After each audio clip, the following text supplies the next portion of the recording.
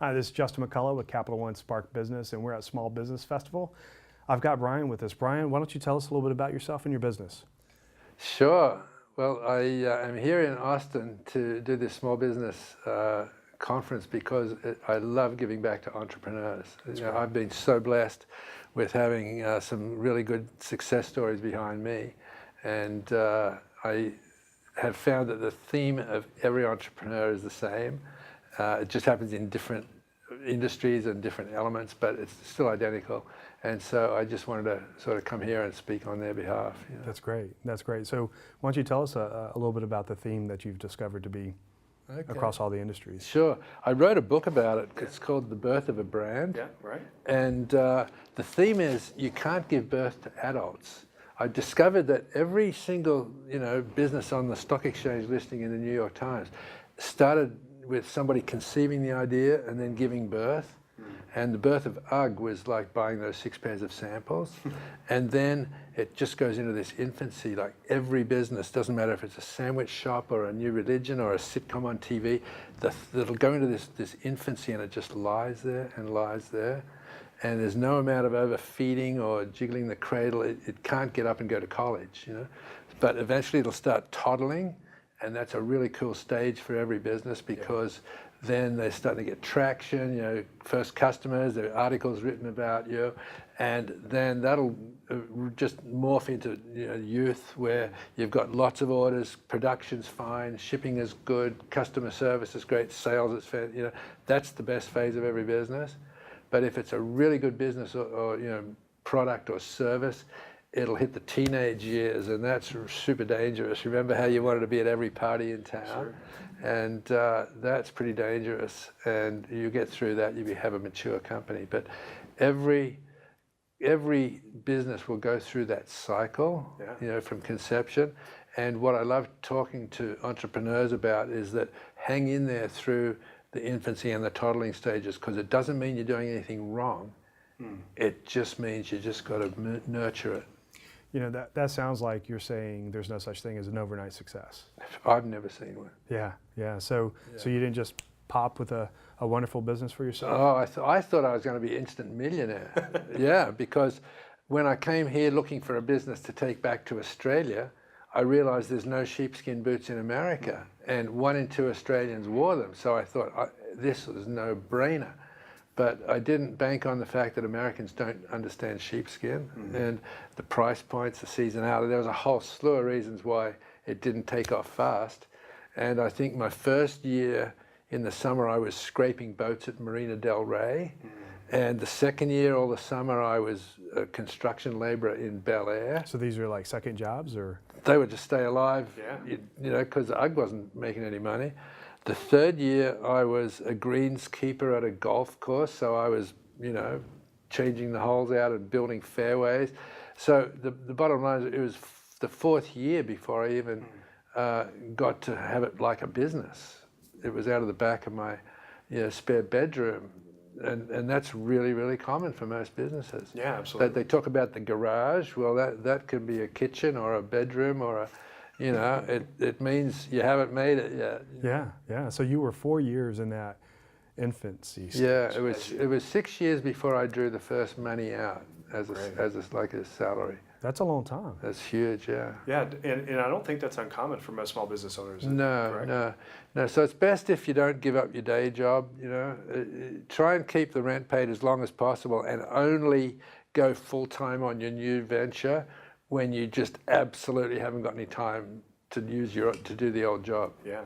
So, one of the things that I heard was you were very aware of what was happening in Australia and the market for it there, and you saw a gap in the market here that you thought was a need that you can meet. But then you had discovery that as I'm trying to make this thing get off the ground, customers aren't responding the way I think they should. It was amazing. I just assumed that Americans would buy like Australians, but the Australians, we know that sheepskin is like breathable. You can get it wet, it retains its warmth.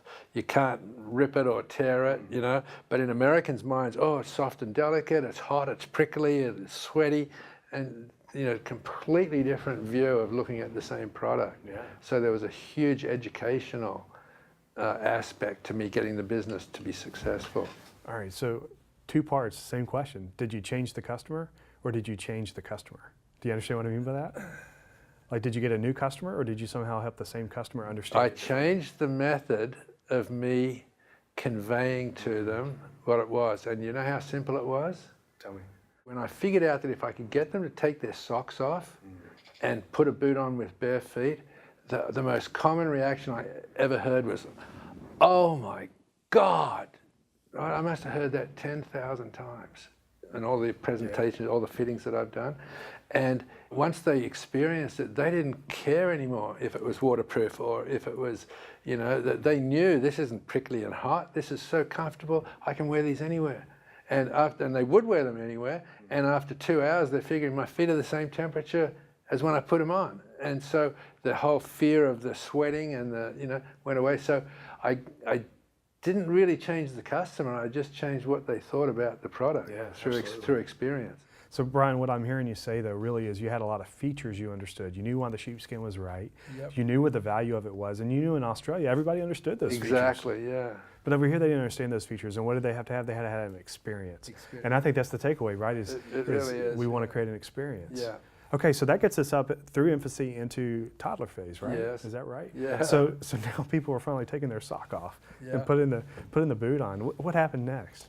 Well, it wasn't like a nationwide success. It was very regional because I started going after the surf market, and that was because the retailers just didn't think their customers would understand it, and they didn't.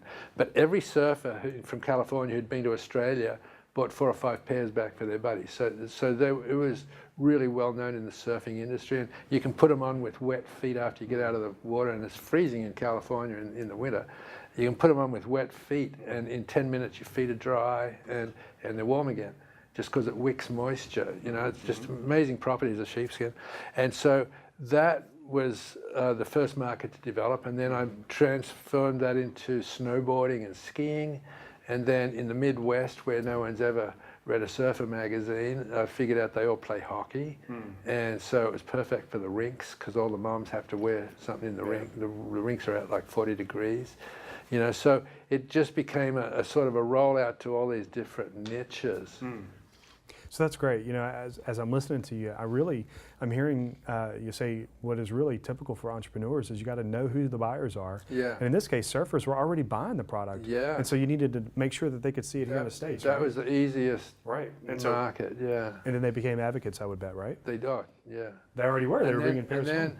And then the kids, I figured out the trick to advertising to the young 12, 13-year-old surfers, and then their moms would be the ones having to buy the boots, and the moms would be going, "Well, these look pretty cool," and so they'd buy them for themselves. So it sort of rippled out through different markets that way. Yeah. So again, still not an overnight success though, right? So slow. Yeah. Was it all an uphill drive for you? It seemed to be for the first 7 to 8 years, and then we got, you know, once we hit the $1.5 to $2 million stage of sales, I was able to afford some people to help out and, you know, predict the seasons and get the payments to the manufacturers right. Once that hit, it started to click, and I was able to sort of breathe pretty easy. But up until that point, it was still, you know, what am I going to do to pay the rent in July, you know, in the middle of summer? Is there any way that folks can find out more about your philosophy about business or more about your products? Sure. The philosophy and business and life experiences in the book. And you can get that, you can look up my website, which is briansmithspeaker.com. That's BRIAN, smithspeaker.com. And you can find out how to get the book there, or it's also on Amazon. It's called The Birth of a Brand. And it's like a roadmap for entrepreneurs. It's pretty cool. So for those folks that are trying to build a business and they're in that early phase and they're thinking about distribution, they're thinking about partnerships or retailers, right? Yeah. And you've already showed us how hard it is. What can you share with these entrepreneurs maybe some pearls of wisdom about that journey to get people to buy in at a retail level or a distribution level? Sure. The best advice I ever got, haven't thought about this in years, was from the buyer at Montgomery Ward, which was a big mall shoe retailer at the time, and I was in doesn't matter. I was in his office, I think it was Denver, and I gave the best sales pitch ever for him to buy the product. And he just looked back and goes, "Brian, why are you here?" And I said, "Because I want to get an order for the California stores." And he goes, "Don't you get it? We're the elephants. We don't move till the mice are running around under our feet." And instantly I realized, oh my God, he's talking about all the specialty retailers, and until they're all going crazy for it, the big mall stores aren't going to buy.